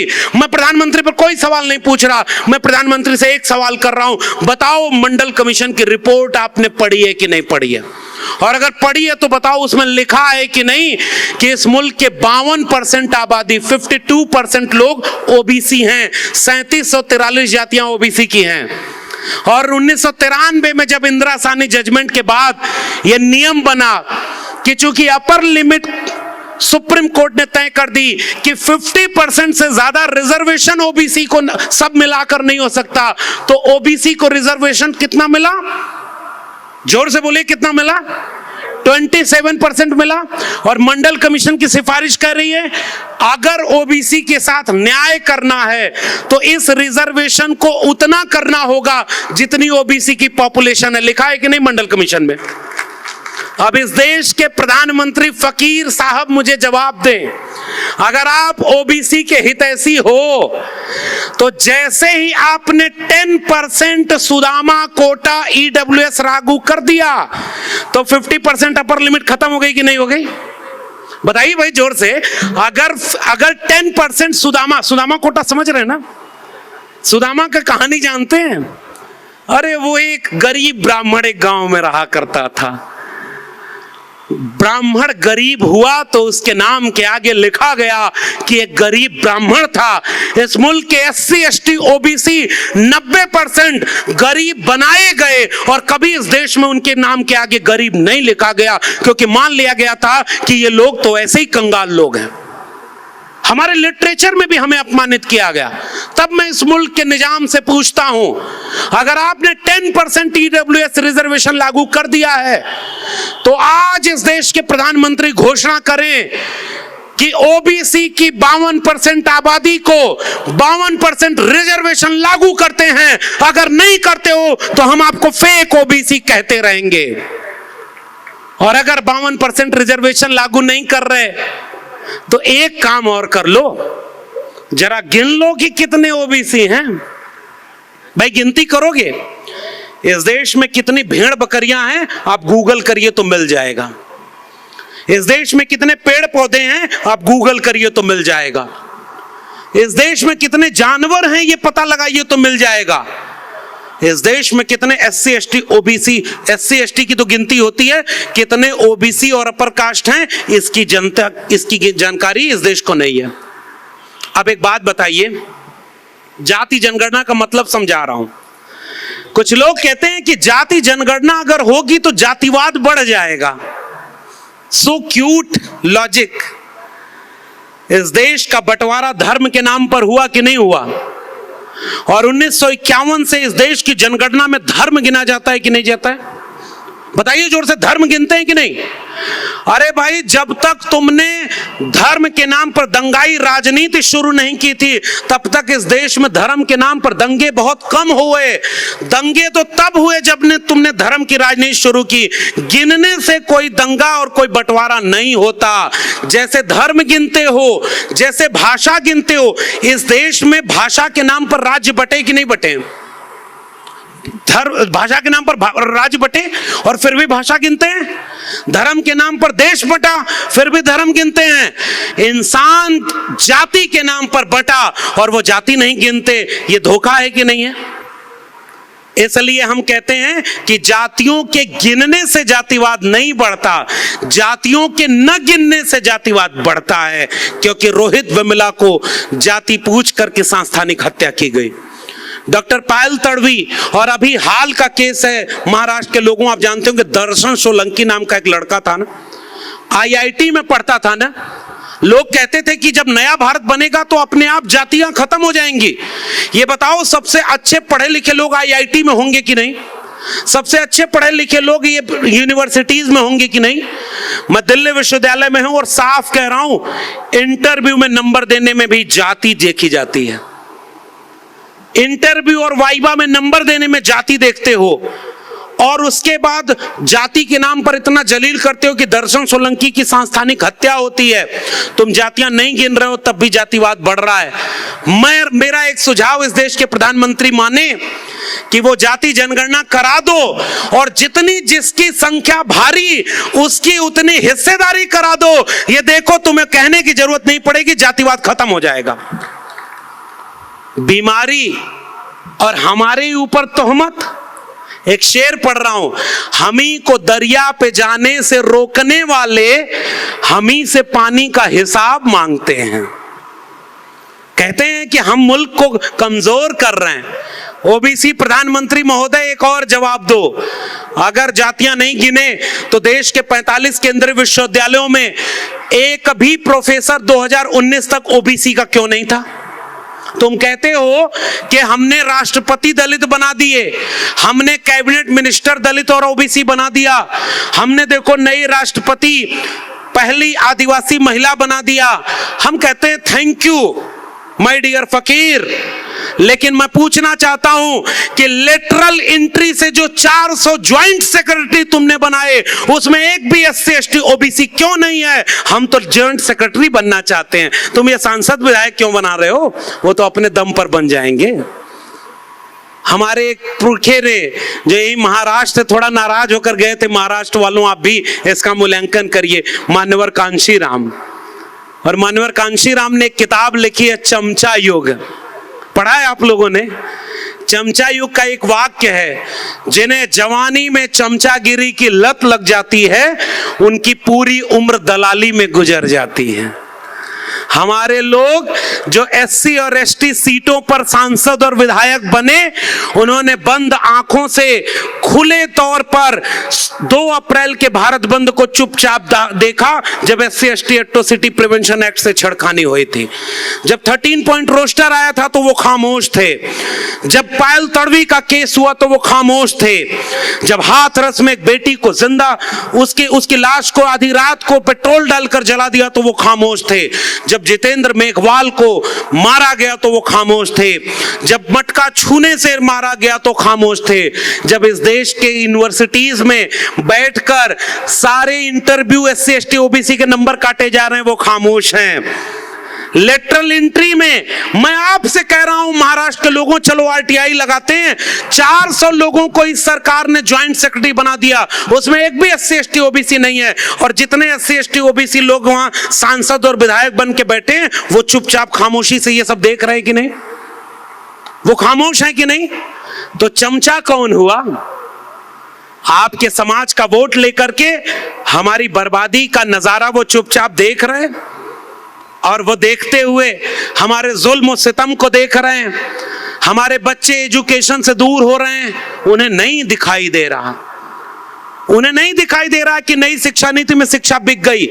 लेटरल एंट्री में कोई रिजर्वेशन नहीं होता है। और मैं क्यों बोल रहा था कि फकीर ने पूरा देश बेच करके आपके बच्चों का भविष्य बर्बाद कर दिया? क्योंकि अगर प्राइवेट हो जाएगा सब कुछ तो उसमें कोई रिजर्वेशन है क्या? अगर एजुकेशन प्राइवेट हो गई तो रिजर्वेशन मिलेगा क्या? और अगर सरकारी नौकरियां बिक के प्राइवेट हो गई तो रिजर्वेशन मिलेगा क्या? अब एक बात बताइए, Ashoka, Galgotia, lovely professional private universities खुली है ना, उसमें कितने एससी एसटी ओबीसी घरों के बच्चे पढ़ते हैं? मीडिया में रिजर्वेशन है क्या? एक तो मीडिया का नाम देखिए, मेरी जुबान से आ गया। इस देश में 4th पिलर कहा जाता है मीडिया को, और इस देश में किस्मत बताने वाले पाखंडी बाबाओं को बैठाकर मीडिया में कहते हैं कि ये बाबा चमत्कार कर रहा है। पुराने लोग जो मंच पर बैठे हैं और सामने बैठे, इन लोगों को याद होगा 1990 और 2000 के दशक में इस देश में गणेश की मूर्तियां दूध पीने लगी थी। याद है कि नहीं? मैं जानना चाहता हूं कि वो मूर्तियां आज फिर क्यों ही दूध पी रही? प्यास नहीं लगती क्या? भाई पिलाओ दूध। और तब तो सोशल मीडिया भी नहीं था, हमारे उत्तर भारत में रोज धर्म के नाम पर कथाएं हो रही हैं। हमारे यहाँ एक बाबा है, वो क्या कहता है सर, मैं आपको बताऊं, उसकी वीडियो सामने है। वो कहता है अगर आपका बच्चा पढ़ाई करने में कमजोर है और मान लीजिए कोई एग्जाम देने जा रहा है, जिस दिन उसका पेपर है, बेल पत्र लो, उस पर शहद लगाओ और शिवलिंग पर चिपका दो, आपका बेटा पास हो जाएगा। और उसी कथावाचक का अपना बेटा 8वीं क्लास में 2 बार फेल हो गया। ये अपने देश को ऐसे मूर्ख बना रहे हैं। मेरे पिताजी बचपन में एक जादूगर को पकड़े, हम लोग बहुत छोटे थे। वो जादूगर मिट्टी को उठाता था और ऐसे मंत्र पढ़ के कहता था देखो पैसा बना दिया। मेरे पिताजी ने कहा जब तुझे मिट्टी से पैसा बनाने की कला आती है तो जादू दिखाकर पैसा क्यों कमाता है? भाई सिंपल लॉजिक। वो जादूगर मिट्टी से पैसा नहीं बनाता, मिट्टी को आपकी आंख में धूल झोंक कर आपकी जेब से पैसा लेकर चला जाता है और आप कहते हैं कि आप जादू देख रहे थे। इस देश में धर्म के नाम पर आपकी जेब का पैसा लेकर चला गया। आके किस्सा महाराष्ट्र में अक्सर सुनाता हूं, आप भी सुनिए, रेफरेंस दे रहा हूं, नहीं तो पता चला लौटूंगा दिल्ली तक तो मेरे ऊपर एनएसए लगा दिया जाएगा कि हमारी भावनाएं आहत कर रहे थे। इस देश में जिसके गले में मटका डाला उसकी भावना नहीं थी क्या? भीमा कोरेगांव में कहा कि वो शस्त्र नहीं पकड़ सकते और 500 महारों को जब शस्त्र पकड़ाया तो पेशवाओं की सेना के छक्के छुड़ा दिए। हमारी काबिलियत और हुनर तुमने रोका था, हमारे अंदर पूरी काबिलियत है। और इसलिए मैं एक बात कह रहा हूं, एक नाटक लिखा है ज्योतिबा फुले ने, तृतीय रत्न। और तृतीय रत्न नाटक में क्या लिखा है वो किस्सा जरूर सुनाता हूं, आज के वक्त में सुनाना जरूरी है। अगर ये किस्से हम नहीं सुनाएंगे तो हमारे बच्चे किसी धर्म की यात्रा में जाकर ये भूल जाएंगे कि उनके हाथ में कलम और किताब पकड़ाने वाले पुरखों ने बड़ी मुश्किल से कलम किताब पकड़ाई थी और इस मुल्क के नेता आपके बच्चों के हाथ से कलम और किताब छीन रहे हैं और धार्मिक संसद में नारा लगाते हैं कि हिंदुओं तुम खतरे में हो, त्रिशूल और तलवार रखो। अरे हम बिरसा फुले अंबेडकर पेरियार वाले कहते हैं त्रिशूल और तलवार उन नेताओं को कह दो कि अपने बेटे बेटियों को रखो। और जय शाह जो अमित शाह का बेटा है उसको बीसीसीआई का चेयरमैन बनाकर अरबों रुपए कमवा रहा है और हमारे बच्चों को सिखाता है कि त्रिशूल तलवार रखो। आए इस मुल्क के 90% लोगों, मैं आपसे गुजारिश करने आया हूं, अपने बच्चों को किसी त्रिशूल और तलवार को मत पकड़ने दीजिएगा, उनके हाथ में कलम और किताब पकड़ाइएगा। वही बाबा साहब अंबेडकर के और फूले के सपनों का भारत होगा। ये हमारे बच्चों के हाथ से कलम और किताब छीनकर उन्हें दंगाई बनाकर 2024 का चुनाव जीतना चाहते हैं और पहले भी चुनाव जीतते आए। वो धर्म का नारा, वो धर्म की बात, अरे न धर्म खतरे में है न कोई भगवान खतरे में है। अगर खतरे में है तो मुल्क का संविधान खतरे में है और हम उन्हें बचाने के लिए आपके बीच में आए। मैं जानता हूं कि मेरे मंच पर और सामने अंबेडकर फूले पेरियार पर बोलने वाले और पढ़ने वाले मुझसे काबिल लोग हैं भाई, मगर अगर हम बाबा साहब के सपनों का भारत बनाना चाहते हैं, बचाना चाहते हैं, तो इन दंगाइयों को सत्ता से हटाना होगा कि नहीं। और इसलिए मैं सीधी सपाट बात कह रहा हूं, ओबीसी का नाम लेकर ओबीसी को धोखा दिया कि नहीं दिया? पिछले दिनों सत्तारूढ़ दल ने कहा कि ये कांग्रेस वाले नेता ने ओबीसी का अपमान कर दिया क्योंकि चोरों को ओबीसी से जोड़ दिया। चंद्रपुर के लोगों बताओ, जितना चोरी पैसा लेकर भागा उसमें एक भी ओबीसी है? जोर से बोलिए। ये जितने विदेश में पैसा लेकर भागे एक भी ओबीसी है? जब वो एक भी ओबीसी नहीं है तो तुमने उन्हें ओबीसी से जोड़कर ओबीसी का अपमान किया है। ये बात मैं तुमसे कहने आया हूं भाई। जब उसमें एक भी ओबीसी नहीं तो ओबीसी का अपमान कौन कर दिया? ओबीसी का अपमान वो कर रहा है जो प्रधानमंत्री होकर बार बार याद करता है कि मैं ओबीसी मां का बेटा हूं, लेकिन जाति जनगणना नहीं करवाते, जो मंडल कमीशन की सिफारिशें नहीं लागू करते, जो प्रोफेसर, वाइस चांसलर, कुलपति और उसके बाद जज ओबीसी के नहीं बनाते, शेड्यूल कास्ट, शेड्यूल ट्राइब के नहीं बनाते, जो इस सारी आबादी को अपना हक पाने से रोकना चाहते हैं। देखो एक बात सुन लो आप, अगर वो सब ये करने में कामयाब क्यों हो गए? क्योंकि आपको धर्म के नाम पर उकसा दिया गया है। एक बात सोचिए, सिलेबस बदला जा रहा है। आखिरी के 2-4 मिनट और लूंगा, मुझे पता है 10 बजे ये कार्यक्रम खत्म हो जाएगा 2-4 मिनट और कुछ कंटेम्पररी। कमले साहब, दिलीप साहब ने हमें बुलाया है तो दिलीप साहब ने जोखिम लिया है। 5 मिनट और बोलूंगा बस। अच्छा चलते हैं। नहीं, बीच में कभी कोई टेस्ट ले लेता हूं कि मेरी बात सही जा रही है कि नहीं जा रही।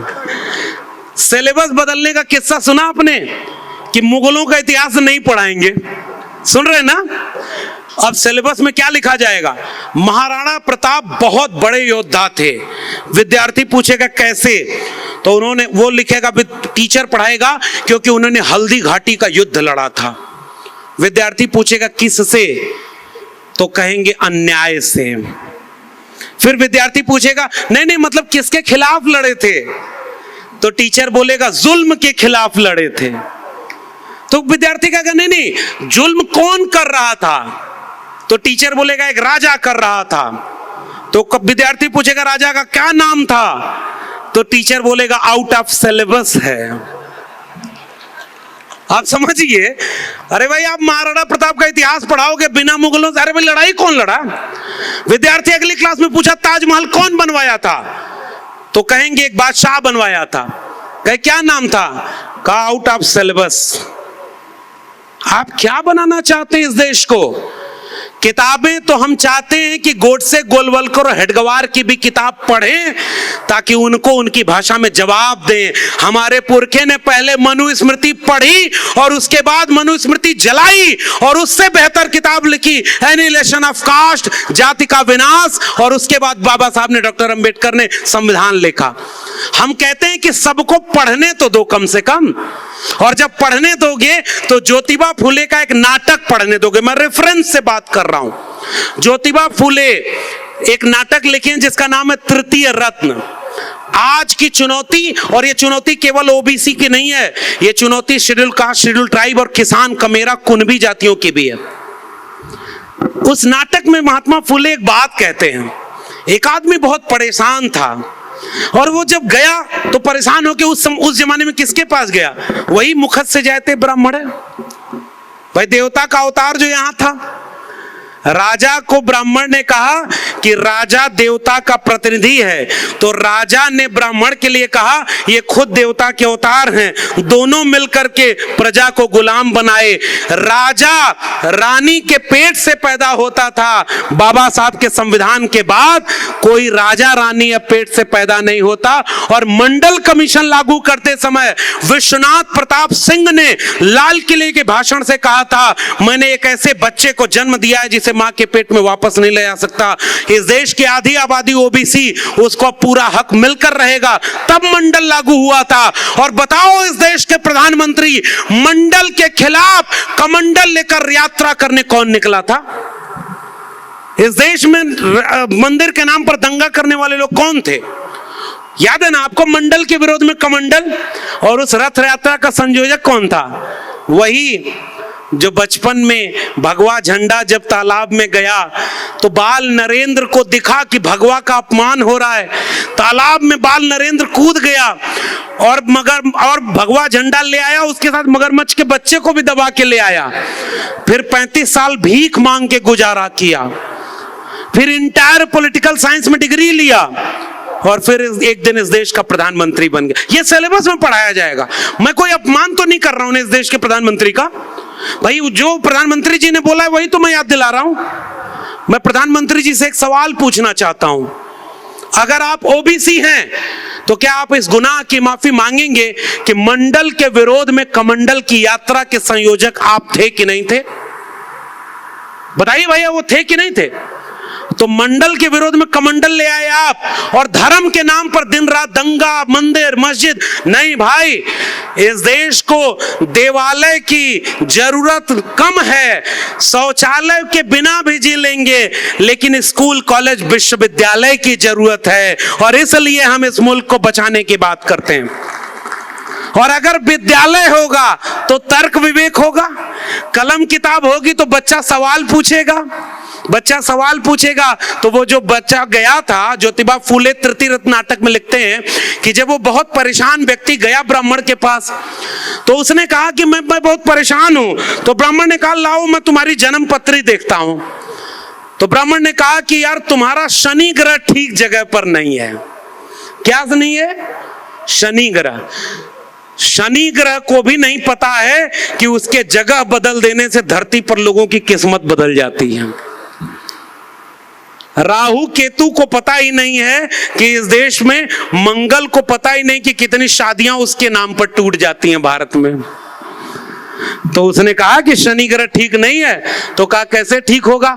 ज्योतिबा फूले लिख रहे हैं भाई, मैं नहीं कह रहा हूं। पता चला कल को मेरे ऊपर मुकदमा कर दोगे। अरे भाई हिम्मत है तो फूले के ऊपर मुकदमा करके दिखाओ, हिम्मत है तो अंबेडकर के खिलाफ बोलकर दिखाओ। और मैं नौजवानों आपको भी एक संदेश देकर जा रहा हूं, कितनी भी कड़वी आलोचना करनी हो, फूले, अंबेडकर, पेरियार को सामने रख दीजिए। जितना हमारे पुरखों को आलोचना करनी थी, अगर वही हम आलोचना पढ़ दें तो वही बहुत है। अगर हम सीधे बोलेंगे तो ये जालिम आपको जेल में डाल देंगे। हमारे पुरखों ने कम आलोचना की है क्या? इसीलिए मैं देखो उनका लिखा हुआ पढ़ा रहा हूं, रेफरेंस दे रहा हूं। नाटक का नाम है तृतीय नद, ज्योतिबा फूले के संकलन में शामिल है। तो उसने कहा कि आपका शनि ठीक जगह पर नहीं है। उसने कहा ठीक जगह पर आएगा कैसे? कहा हवन करानी होगी। कहा कितना खर्चा होगा? कहा कि 10,000 रुपया लगेगा। वो आदमी को कहा कि बड़ी गरीबी है, इतना पैसा तो नहीं है। तो उन्होंने कहा अच्छा चलो तुम्हारे लिए 50% डिस्काउंट की सेल लगा देते हैं, 5,000 दे देना, तुम्हारा शनि हम ठीक जगह पर ले आएंगे। वो आदमी कहा नहीं साहब, कोरोना में नौकरी चली गई, बहुत थाली बजाई, ताली बजाई, दीपावली मनाई, फिर भी कुछ लोग कोरोना में हमारे चले गए, हमारा बिजनेस चौपट हो गया, हमारी संपत्ति है नहीं, इतना पैसा भी नहीं दे पाएंगे। फिर उन्होंने कहा कि अच्छा 1,000 रुपए दे दो, छोटी वाली हवन करा देता हूं। वो आदमी कहा नहीं साहब इतना भी नहीं है। फिर उन्होंने कहा जाते जाते कि अच्छा ऐसा करो 100 रुपए दे दो, मैं एक मंत्र दे देता हूं, पढ़ते रहना, शनि ठीक जगह पर आ जाएगा। वो आदमी खड़ा होकर दोनों जेब का खाली जेब दिखाकर बोला कि मेरे जेब में एक फूटी कौड़ी नहीं। नाराज होकर दूसरा व्यक्ति खड़ा होकर बोला कि जब तेरी जेब में एक फूटी कौड़ी नहीं है तो जा बेटा, शनि तेरा कुछ नहीं बिगाड़ सकता।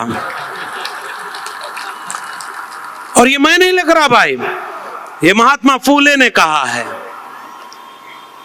फूले ने कहा है जैसे बाल काटना नाई का धर्म नहीं धंधा है, लकड़ी का काम करना बढ़ई का धर्म नहीं धंधा है, लोहे का काम करना लोहार का धर्म नहीं धंधा है, वैसे ही दान दक्षिणा के नाम पर धर्म का व्यापार करना उनका धर्म नहीं धंधा है। यह बात मैं नहीं कह रहा, महात्मा ज्योतिबा फूले कह रहे, क्योंकि वो आपकी जेब से पैसा निकालते हैं और उसी को कहते हैं कि धर्म खतरे में।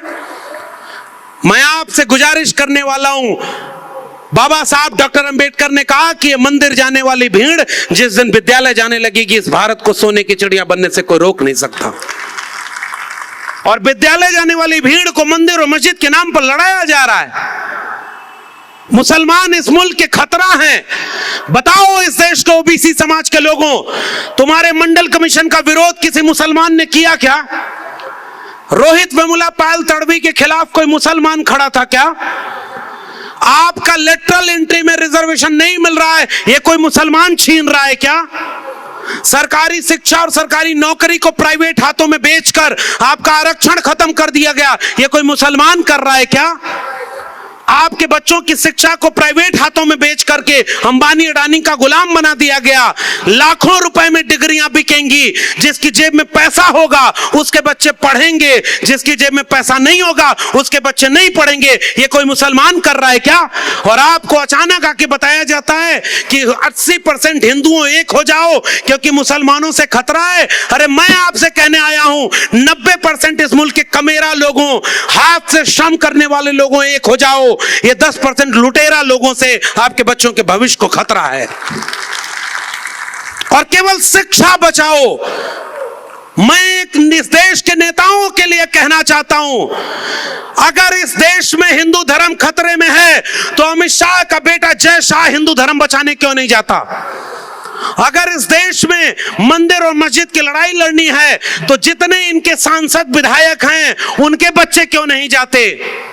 आपको पता होना चाहिए कि ये बड़े बड़े नेताओं और उद्योगपतियों के बच्चे विदेश में पढ़ाई करते हैं और हमारे आपके घरों के बच्चों को सरकारी स्कूल भी नहीं नसीब होता है। और आपके बच्चे जब शिक्षित नहीं होते तो अचानक कोई आकर कहता है कि धर्म खतरे में है, आपका बच्चा धर्म बचाने चला जाता और आपका परिवार लुट जाता है। और जो लड़ा रहा है उसका परिवार आबाद हो गया। वो एक चुनाव जीता, अगली बार दूसरा चुनाव जीतेगा, तीसरी बार तीसरा चुनाव जीतेगा और आपका बच्चा हमारे और आपके सामने शिकायत करेगा कि हमें तो शिक्षा नहीं मिली। तुम जब थे 2023 में बहुजन समता पर्व मना रहे थे, तब तो अंबेडकर और फूले को याद कर रहे थे ना? तब तो तुम्हें पता था मंडल कमीशन क्या है, उसका लाभ लिए थे कि नहीं? भारत के संविधान का लाभ लिए थे कि नहीं? सरकारी शिक्षा और सरकारी नौकरी का लाभ लिए थे कि नहीं? और तुम्हारे पुरखे लायक थे तो तुमने सबका लाभ लिया और तुम्हारी आंखों के सामने स्कूल कॉलेज विश्वविद्यालय बर्बाद किया गया, तुम्हारी आंखों के सामने आरक्षण खत्म किया गया, तुम्हारी आंखों के सामने ओबीसी की जाति जनगणना नहीं कराई गई, तुम्हारी आंखों के सामने मंडल के सपनों को चकनाचूर कर दिया गया। तुम क्या कर रहे थे? हम केवल ये कहेंगे कि हम बिरसा फुले अंबेडकर की जयंती मना रहे थे? नहीं साहब, पीढ़ियां हमें माफ नहीं करेंगे। इसलिए क्रांति का वक्त है चंद्रपुर महाराष्ट्र के लोगों। ये अगले चंद महीने जो बचे हैं ना, अगर उसके बाद 2025 में इसी नागपुर का ये सांस्कृतिक संगठन अपना 100वां साल मनाएगा, जिसके जहन में भारत का संविधान नहीं मनुस्मृति है, ये साफ अपने लोगों को बता दीजिए। और मनुस्मृति में राम राज्य में शंभूक मारा गया, किसी गुरु द्रोणाचार्य ने एकलव्य का अंगूठा मांग लिया, हमारे पुरखे शिकार होते गए। 2023 के लोगों, नए वक्त के द्रोणाचार्य SC ST OBC और माइनॉरिटी के लोगों का अंगूठा नहीं काट रहे, पूरा का पूरा हाथ काट रहे हैं ताकि उनको शिक्षा और रोजगार न मिल सके। और इसलिए धर्म के नाम पर दंगा का माहौल बनाया गया। आज भी द्रोणाचार्य जिंदा हैं और इसलिए हम आपसे कहने आए हैं, आरक्षण इसलिए नहीं था कि एकलव्य कमजोर था, आरक्षण इसलिए था क्योंकि द्रोणाचार्य दोहरा चरित्र वाला था, उसने हमारी मेरिट को नहीं चेक किया। और याद रखो, मैं जाते जाते गुजारिश कर रहा हूं, एक बड़ा पसंदीदा शायर है मेरा, वो लिखता है कि लौटाएंगे वह सारा तुम्हें सूद के समेत, हम पर तुम्हारे जुल्म का जितना उधार है, ताकत तुम्हारे पास अगर है सितमगरों तो अपने पास भी बिरसा फूले पेरियार है। और हम ये लड़ाई लड़ते रहेंगे भले ही हम अकेले रहें। और चलिए आज से क्रांति का आगाज करें। आज बीपी मंडल की शहादत दिवस के दिन इस देश के आधी आबादी के ओबीसी समाज के लोगों, किसी और के लिए मत लड़ो। पहला काम ये करो कि ये 3743 जातियों में जो तुमको एक करके गए बीपी मंडल, उन्होंने कहा था कि 52% आबादी को 52% रिजर्वेशन मिलेगा। चलो गांव गांव चलते हैं और कहते हैं कि अगर जाति जनगणना नहीं होगी तो जनगणना नहीं होने देंगे, क्योंकि हमें बताओ कि हमारी आबादी कितनी है और हमारी शिक्षा और रोजगार हमारे पास कितना है। और दूसरा मुद्दा, चलो गांव गांव चलें ओबीसी समाज के लोगों, दूसरा मुद्दा आप अपने एजेंडे में रखिए कि 10% ईडब्ल्यूएस रिजर्वेशन लागू हो गया है तो 50% की अपर लिमिट खत्म हो गई है। 52% आबादी को 52% रिजर्वेशन मिलना चाहिए, इसके बिना जो इसका विरोधी हम उसे वोट नहीं देंगे। तीसरा मुद्दा, सरकारी शिक्षा, सरकारी संपत्ति को अगर प्राइवेट हाथों में बेच रहे हो तो मंडल कमीशन की सिफारिश कहती है प्राइवेट सेक्टर में भी रिजर्वेशन लागू होना चाहिए। चलो प्राइवेट सेक्टर में भी हम रिजर्वेशन लेंगे। अरे भाई, प्राइवेट सेक्टर जैसा कुछ होता है क्या? अंबानी और अडानी को 10 लाख करोड़ रुपया लोन दे दिया, 10 लाख छोड़ो, 1 लाख रुपए लोन देकर के दिखाओ, बैंक वाले आपका चप्पल घिसा देंगे। और प्रधानमंत्री का दोस्त है तो लाखों लाख करोड़ रुपए का लोन दे दिया, दुनिया का दूसरा अमीर आदमी बना दिया। कहा था हवाई चप्पल वाले को हवाई जहाज में उड़ाएंगे, हवाई जहाज बेच दिया। हवाई चप्पल वाला नीचे देखा तो हवाई चप्पल भी बेच दिया। आपको सपने दिखाए बड़े और आपकी संपत्ति को लूट लिया। मंडल कमीशन की रिपोर्ट कहती है अगर 1 रुपए भी सरकार का लाभ किसी संस्थान ने लिया है तो वो प्राइवेट सेक्टर नहीं है, वो पब्लिक सेक्टर है। गांव गांव चलिए और बताइए कि प्राइवेट सेक्टर में भी रिजर्वेशन होना चाहिए। इस मुल्क के 90% SC ST OBC अगर जिस भी जगह पर नहीं है तो भारत का संस्थान होगा क्या? लेटरल एंट्री बंद होनी चाहिए। अगर लेटरल एंट्री बंद नहीं होगी तो आप नीचे से IAS बनोगे, ऊपर तक पहुंच नहीं पाओगे, और ऊपर से वो लोग लेटरल एंट्री से ज्वाइंट सेक्रेटरी बनाकर RSS वालों को बिठा रहे हैं आपके देश को, भविष्य को बर्बाद करने के लिए। साफ बोल कर जा रहा हूं, कोई लाग लपेट नहीं है। वो शाखा से निकले हुए लोग वहां बैठ करके पूरे देश को बेच रहे हैं। तो लेटरल एंट्री में अगर रिजर्वेशन नहीं है तो आपके लोग होंगे क्या?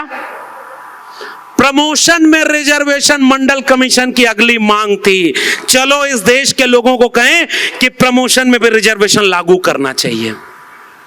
और आखिरी बात, कोई अगर आपसे कहे कि जाति जनगणना OBC का सवाल है तो उससे कहिएगा नहीं भाई, केवल OBC नहीं, इस देश के अपर कास्ट को भी गिनो। हम भी जानना चाहते हैं कहीं ऐसा तो नहीं कि कुछ लोगों की आबादी 2 से 3% है और 90% वकील, जज और प्रोफेसर वही 3% मुखद से जाते तो नहीं बने हुए हैं। इसलिए सबकी गिनती होगी तभी जाति जनगणना होगी। केवल OBC की गिनती मत कराइएगा, क्योंकि OBC की गिनती करने से पूरा आंकड़ा नहीं आएगा। मैं जानना चाहता हूं कि वो 1% लोग कौन है जिन्होंने 40% लोगों पर संपत्ति कब्जा किया हुआ है। और इसलिए हमें विरासत में बहुत गम मिला है। हमारा एक शायर कहता है, बिरसे में हमें ये गम है मिला, इस गम को नया क्या लिखना, जुल्मत को जिया, सर सर को सबा, बंदे को खुदा क्या लिखना। आज कुछ लोग खुदा बने बैठे हैं। और मैं ये बात कहते जा रहा हूं, सुबह का चढ़ता ये सूरज शाम को ढल जाएगा, जो बुझा बैठा है आरिफ वो दिया जल जाएगा। वक्त के दरिया में तुम तूफान आने तो दो, कौन कितने पानी में है सब पता लग जाएगा। एक बार जागने तो दो इस मुल्क के 90% लोगों को। चंद्रपुर के लोगों, आपसे विदा लेते हुए केवल एक बात आखिरी, अगर शिक्षा नहीं बची, अगर रोजगार नहीं बचा, कलम और किताब हार गई तो तलवार और त्रिशूल जीत जाएगा। तलवार और त्रिशूल जीतेगा तो संविधान हार जाएगा।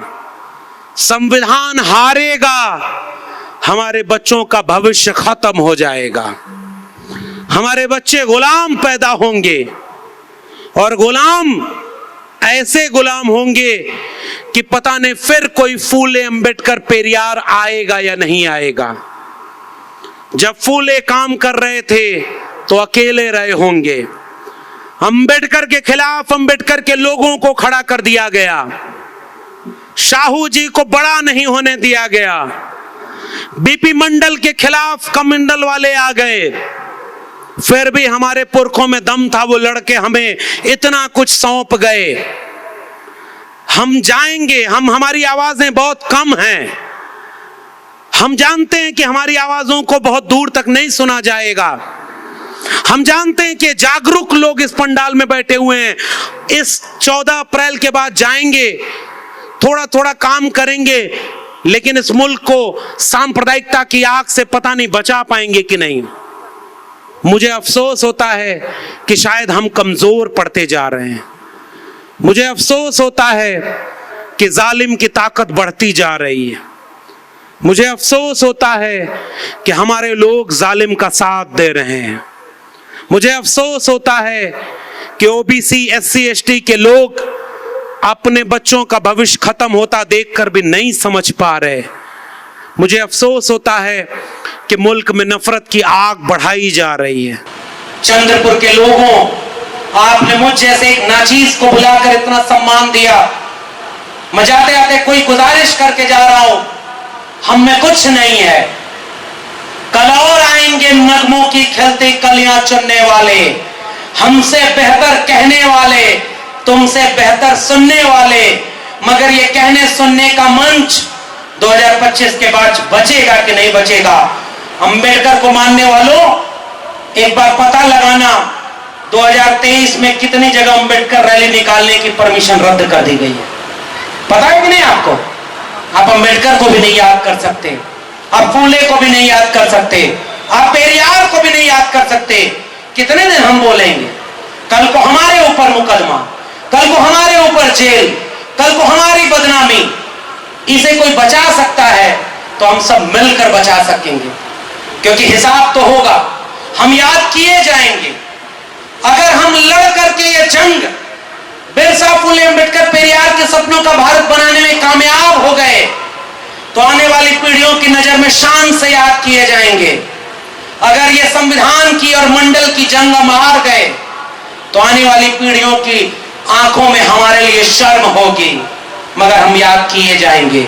मैं बिरसा, फुले, अंबेडकर, पेरियार और मंडल का एक वारिस अपने आने वाली पीढ़ियों की आंखों में अपने लिए शर्म नहीं देखना चाहता। इसलिए इनके मुकदमे और जेल से नहीं डरा और नहीं डरते हुए आपसे वादा करते हुए जा रहा हूं कि मंडल की लड़ाई, संविधान की लड़ाई आखिरी वक्त तक लड़ते रहूंगा। और आपसे भी गुजारिश करके जा रहा हूं, वक्त बहुत कम बचा है। बिखरे रहे तो सब खत्म हो जाएंगे। अपनी जाति को आप बचा सकते हैं तो अपनी जाति को भी नहीं बचा पाएंगे। आओ 6743 जातियों को एक कर दें। जितने लोग हाथ से श्रम करते हैं सबको एक कर दें। जितने लोग मोहब्बत चाहते हैं इस मुल्क में, जितने लोग भारत के संविधान से मोहब्बत करते हैं, उन सबको एक माने। और आओ इन थोड़े से लोगों के खिलाफ बिरसा, फुले, अंबेडकर की लड़ाई को आगाज करें। और अगर ये लड़ाई जीत गए तो 2024 के बाद शान से कहेंगे कि हम सच्चे अर्थों में बिरसा, फुले, अंबेडकर, पेरियार के वारिस हैं। वरना अफसोस कि हमें यह भी मौका नहीं मिलेगा। अलविदा चंद्रपुर के लोगों।